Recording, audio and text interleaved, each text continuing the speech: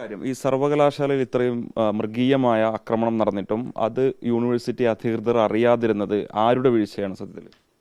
ഈ സംഭവം നടന്നത് 18-ാം തീയതിയാണ്. 18-ാം തീയതി 1:55 തന്നെ സ്പോട്ടിൽ നമ്മളപ്പോൾ ഈ ബോഡി ഇങ്ങനെ എടുക്കും, ആംബുലൻസുകാരനെ അറേഞ്ച് ചെയ്യലും ചെയ്യുന്നതിൻ്റെ ഇടയ്ക്ക് എൻ്റെ തന്നെ കൊളീഗായിട്ടുള്ള ഡോക്ടർ ദിനേഷ് പി ടി എന്ന് പറഞ്ഞ ഇവിടുത്തെ തന്നെ സ്റ്റാഫാണ്. ഞാൻ പറഞ്ഞു വൈസ് ചാൻസലറെ വിളിച്ചറിയിക്കണം, ഒഫീഷ്യൽസിനെ വിളിച്ചറിയിക്കണം എന്ന് പറഞ്ഞു. ഇത് വിത്തിൻ 5 മിനിറ്റ്സ് നമ്മുടെ യൂണിവേഴ്സിറ്റി അറിഞ്ഞിട്ടുണ്ട്.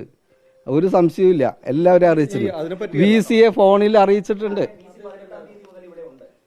VC 18-ാം തീയതി അവധിയാണ്. അദ്ദേഹം വീട്ടിലായിരിക്കാം, അന്ന് ഉച്ച മുതൽ ഉണ്ടായിരിക്കാം. കാരണം 19, 20, 21 തീയതികളിൽ ഇവിടെ ഒരു കരിയർ അഡ്വാൻസ്മെൻറ്റ് ഇൻ്റർവ്യൂ എന്ന് പറഞ്ഞല്ല, ഇവിടുത്തെ പ്രൊഫസർമാർ ആകാനും സീനിയർ പ്രൊഫസറാകാനും അസോസിയേറ്റ് പ്രൊഫസറാകാനുള്ള ഇൻറ്റേർണൽ, അതായത് പുറത്തുനിന്നുള്ള റിക്രൂട്ട്മെൻ്റ് അല്ല, അത് രണ്ടാണ്. പുതിയ ആളുകളെ റിക്രൂട്ട് ചെയ്യുന്നതല്ല, നിലവിലെ അധ്യാപകർക്ക് പ്രൊമോഷൻ കൊടുക്കുന്ന ഒരു ഇൻ്റർവ്യൂ 3 ദിവസത്തേക്ക് ഷെഡ്യൂൾ ചെയ്തിട്ടുണ്ടെന്ന് അതിൻ്റെ ഭാഗമായിട്ട് തലേ ദിവസം സാർ എത്തിയിട്ടുണ്ടാവും. ഈ ഹോസ്റ്റലിൽ വന്നിട്ടില്ല, ഇല്ല. ഒരു കാര്യം, ഇത്ര ദിവസമായി താങ്കൾ മാധ്യമങ്ങളെ കാണാൻ തയ്യാറായില്ല ഈ വിഷയമായിട്ട് ബന്ധപ്പെട്ട്. താങ്കൾ ഉത്തരവാദിത്തപ്പെട്ട ഒരാളാണല്ലോ, എന്തുകൊണ്ടാണ് അത് ഇതാക്കാത്തത്? അങ്ങനെ എന്തെങ്കിലും അനുമതിയുടെ പ്രശ്നം എന്തെങ്കിലും ഉണ്ടോ അതിനകത്ത്? ഇത് റാഗിംഗ് ആണ്. നമുക്ക് വളരെ നിസ്സാരമായിട്ട് കൈകാര്യം ചെയ്യാൻ പറ്റില്ല. ഏറ്റവും 24 മണിക്കൂറിനുള്ളിൽ ഇതിനുമായിട്ട് ബന്ധപ്പെട്ടുള്ള കാര്യങ്ങൾ അറിയിക്കണം. ഇതിൽ റാഗിങ്ങിൻ്റെ എന്തെങ്കിലും അംശം ഉണ്ടെങ്കിൽ ഉടൻ തന്നെ പോലീസിനെ അറിയിക്കണം എന്നുള്ളതാണ്. അല്ലെങ്കിൽ head of the institution will be penalised. അതുകൊണ്ട് നമ്മൾ ഇമ്മീഡിയറ്റ് ആക്ഷൻ എടുത്തിട്ട് ഹെഡ് ഓഫ് ദി ഡിപ്പാർട്ട്മെൻറ്റ് എന്നുള്ള നിലയ്ക്ക് അറിയിച്ചിട്ടുണ്ട്.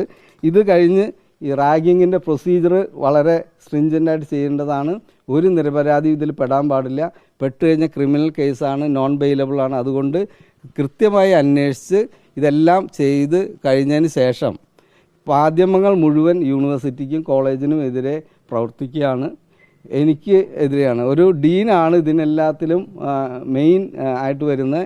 ചില മാധ്യമങ്ങൾ ഡീൻ എന്തോ പ്രതിയായിട്ട് നിൽക്കുന്ന പോലെ പ്രതിയായിട്ട് നിൽക്കുന്ന പോലെ പടങ്ങൾ കാണിച്ചുകൊണ്ട് ഇയാളാണ് ഇതിൻ്റെ മുഴുവൻ ഉത്തരവാദി എന്ന് പറയുന്ന ഒരു അവസ്ഥയുണ്ടായിട്ടുണ്ട്.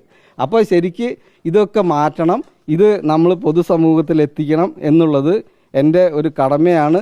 എല്ലാ അന്വേഷണങ്ങളും പോലീസിൻ്റെ കീഴിലാണ്. ഞാൻ പറയാം, പോലീസിൻ്റെ കീഴിലാണ് നടക്കുന്നത്. പോലീസിൻ്റെ കീഴിൽ നടക്കുന്ന ക്രിമിനൽ ഒഫൻസ് അന്വേഷണവുമായിട്ട് ബന്ധപ്പെട്ട ഒരു കാര്യം ഞാൻ പറയുന്നില്ല. അത് പോലീസ് അന്വേഷിക്കട്ടെ. ബഹുമാനപ്പെട്ട സജീവൻ സാറ് DYSP, മറ്റ് 2 DYSP SP-മാരും ഉള്ളതാണ്. ഇപ്പം ഈ ഇദ്ദേഹം ചോദിച്ച ചോദ്യത്തിനുള്ള ഉത്തരം എനിക്ക് ഇത് കാണണം. മാർച്ച് 2-ാം തീയതി 11 മണിക്ക് ഞാൻ വേണമെങ്കിൽ വായിച്ച് കേൾപ്പിക്കാം. വേണ്ട. VCക്ക് ഇത് ഇങ്ങനെ സർവകലാശാലയ്ക്കെതിരെ, പ്രത്യേകിച്ച് കോളേജിനെതിരെ വ്യാപകമായ രീതിയിൽ പാരൻസും അതുപോലെ ഇവിടെ പഠിക്കുന്ന ഒരു 750 കുട്ടികളുടെ പാരൻസിനും ഇതുപോലെ അപ്രിഹെൻഷൻസ് ഉണ്ട്. ഈ മരിച്ച സിദ്ധാർത്ഥൻ്റെ അച്ഛനും അമ്മയ്ക്കും അതീവ ദുഃഖമുണ്ട്. ഇവരെല്ലാവർക്കും ദുഃഖമുണ്ട്. ഇങ്ങനെ എന്താണ് യൂണിവേഴ്സിറ്റി ഒന്നും ചെയ്യാത്ത, ഇത് ചെയ്തില്ല എന്ന് പറയുന്ന കാര്യങ്ങൾ നാട്ടുകാരെ അറിയിക്കണം.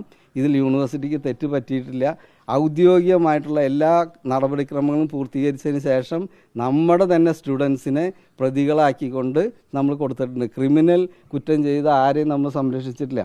എന്നാൽ നമുക്ക് 11/8 ഞാൻ അയച്ച, 2-ാം തീയതി മാർച്ച് 11/8 അയച്ച ഈ പെർമിഷൻ റിക്വസ്റ്റിന് 12 മണിയായപ്പോൾ തന്നെ 12 മണിക്ക് എനിക്ക് അയച്ചിട്ടുണ്ട്. അയച്ചതിൽ dean is not permitted to conduct press meeting. പിന്നെ ഞാൻ എങ്ങനെ ആൾക്കാരോട് പറയും? ഔദ്യോഗികമായിട്ട് എല്ലാ മാധ്യമങ്ങളും ഒരുമിച്ചിരുന്നിട്ട് ഇത് ഡീനാണ്, ഡീൻ അറിഞ്ഞില്ലേ, ഡീൻ അറിയണമെങ്കിൽ ഡീൻ്റെ മുന്നിൽ എന്തെങ്കിലും ഒരു പരാതി വരണം. ഡീൻ്റെ മുന്നിൽ പരാതി വരണമെങ്കിൽ ഡീൻ്റെ ഓഫീസിലേക്ക് എത്തണം. എൻ്റെ കീഴിലുള്ള 130ഓളം കുട്ടികൾ താമസിക്കുന്ന മെൻസ് ഹോസ്റ്റലിലെ ഒരു കുട്ടിക്കും എന്നെ അറിയിക്കാനുള്ള ഒരു ബാധ്യത ഉണ്ടായില്ല. ഡീൻ അറിയാത്തത് അവിടെ കൃത്യമായ സുരക്ഷാ ഉദ്യോഗസ്ഥരില്ലാത്തത് കൊണ്ടാണ് ഇത്രത്തോളം വലിയൊരു പ്രശ്നം ഉണ്ടായിട്ടും അവിടെ നിങ്ങളുമായി ബന്ധപ്പെട്ട സുരക്ഷാ ഉദ്യോഗസ്ഥരെ നിങ്ങൾ ക്രമീകരിക്കാത്തത്. അത് മാധ്യമങ്ങളുടെ പ്രശ്നമാണോ? അത് യൂണിവേഴ്സിറ്റിയുടെ പ്രശ്നമാണ്. നമ്മൾ കൃത്യമായിട്ട് യൂണിവേഴ്സിറ്റിയോട് ആവശ്യപ്പെട്ടിട്ടുണ്ട്. ഇതിൽ മുന്നേ ഉണ്ടായാലും ആക്സിഡൻറ്റ് കേസ് ഉണ്ടായിട്ടുണ്ട്, റാഗിങ്ങിൻ്റെ കേസ് ഉണ്ടായിട്ടില്ല. പക്ഷേ ചില ഒരു സെക്ഷൽ ഹരാസ്മെൻറ്റ് കേസ് ഉണ്ടായിട്ടുണ്ട്. അപ്പോൾ കുട്ടികൾക്ക് 24 മണിക്കൂറും ഓപ്പൺ ആയിട്ടുള്ളൊരു ക്യാമ്പസാണിത്. ഈ പുതിയ സുരക്ഷാ ജീവനക്കാരെ ഈ ഒരു സംഭവത്തിന് പിന്നാലെയല്ലേ ഹോസ്റ്റലിൽ നിയമിച്ചത്? അതെ അതെ, അത് യൂണിവേഴ്സിറ്റി ചെയ്തതാണ്. കാരണം യൂണിവേഴ്സിറ്റിയുടെ ക്യാമ്പസും ഈ കോളേജിൻ്റെ ക്യാമ്പസിൽ തന്നെയാണ്. അതുകൊണ്ട് സെക്യൂരിറ്റി ജീവനക്കാർ മുഴുവൻ യൂണിവേഴ്സിറ്റിയുടെ കീഴിലാണ്. ഡീനിന് ഒരു സെക്യൂരിറ്റി ഉള്ളൂ, ബാക്കിയെല്ലാം കാണുന്ന എല്ലാം യൂണിവേഴ്സിറ്റിയുടെ സെക്യൂരിറ്റിയാണ്.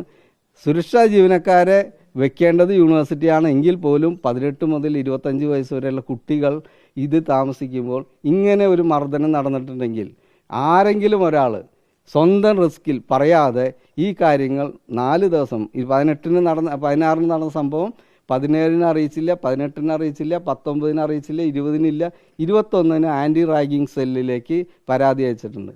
ഈ സിദ്ധാർത്ഥൻ 16-ന് മർദ്ദനം ഏറ്റിട്ടുണ്ടെന്നുള്ളത് ഇപ്പോൾ പോലീസ് കണ്ടെത്തട്ടെ. ഉണ്ടെങ്കിൽ ഈ സിദ്ധാർത്ഥന് പറയാലോ. സിദ്ധാർത്ഥൻ 17-നും പറഞ്ഞില്ലല്ലോ, 18-ന് ഉച്ചവരെ പറഞ്ഞില്ലല്ലോ. അമ്മയായിട്ട് നിരന്തരം ഫോൺ ചെയ്യുന്നു. അമ്മയുടെ വീട്ടിൽ ഞാൻ പോയതാണ്, കഴിഞ്ഞ ഞായറാഴ്ച ഞാൻ പോയി കണ്ടതാണ്. അമ്മ പറഞ്ഞത് അമ്മയോട് അധികം ഒന്നും സംസാരിച്ചില്ല, എനിക്ക് വയ്യ, ഞാൻ കിടക്കട്ടെ എന്നാണ് പറഞ്ഞത്. അമ്മ കാര്യം ആ സിദ്ധാർത്ഥനെതിരെ ലഭിച്ചു എന്ന് പറയപ്പെടുന്ന പരാതി, അതിൽ അന്വേഷണം നടത്തിയിരുന്നു. അതിന്റെ ഒരു നിജസ്ഥിതി എന്താണ്? വേറൊരു കേസാണ് അത്. ഇന്റേണൽ കംപ്ലയിൻസ് കമ്മിറ്റിയായിട്ട് ബന്ധപ്പെട്ടതാണ്. അങ്ങനെ ഒരു കത്ത് എനിക്ക് 18-ാം തീയതി ഡേറ്റ് ഇട്ട് കിട്ടി. 19-ന് കൊണ്ടുവന്നു. 18 ഞായറാഴ്ച, 19-ന് സ്വീകാര്യമല്ല, കൊണ്ടുവരുന്ന ഡേറ്റിൽ ഇടണം. കൊണ്ടുവരുന്ന ഡേറ്റിൽ ഇട്ട് 19-ാം തീയതി തന്നു. അത് ഒരു ഇന്റേണൽ കംപ്ലയിൻസ് കമ്മിറ്റി ചെയർമാൻ അന്നേരം തന്നെ കൈമാറി. ആ കൈമാറിയിട്ട് അത് രഹസ്യമായിട്ട് അവരുടെ മൊഴിയെടുത്തു. മൊഴിയുടെ അടിസ്ഥാനത്തിൽ അതിൽ അവരുടെ റിപ്പോർട്ട് വന്നു. ആ റിപ്പോർട്ട് നമുക്ക് തന്നു. നമ്മളത് സീൽഡ് കവറിൽ പോലീസിന് കൊടുത്തു. അത് യൂണിവേഴ്സിറ്റിക്ക് അറിയിച്ചിട്ട് ഇങ്ങനൊരു സംഭവം നടന്നിട്ടുണ്ടെന്ന് അറിയിച്ചിട്ടുണ്ട്. അതിൽ ആക്ഷൻ എടുക്കാൻ വേണ്ട ഈ പറയുന്ന ഇവർ പ്രതിസ്ഥാനത്ത് നിൽക്കുന്ന ആൾ നിർഭാഗ്യവശാൽ മരണപ്പെട്ടുപോയി. അതുകൊണ്ട് നമുക്കൊന്നും ചെയ്യാൻ പറ്റാത്ത അവസ്ഥയാണ്.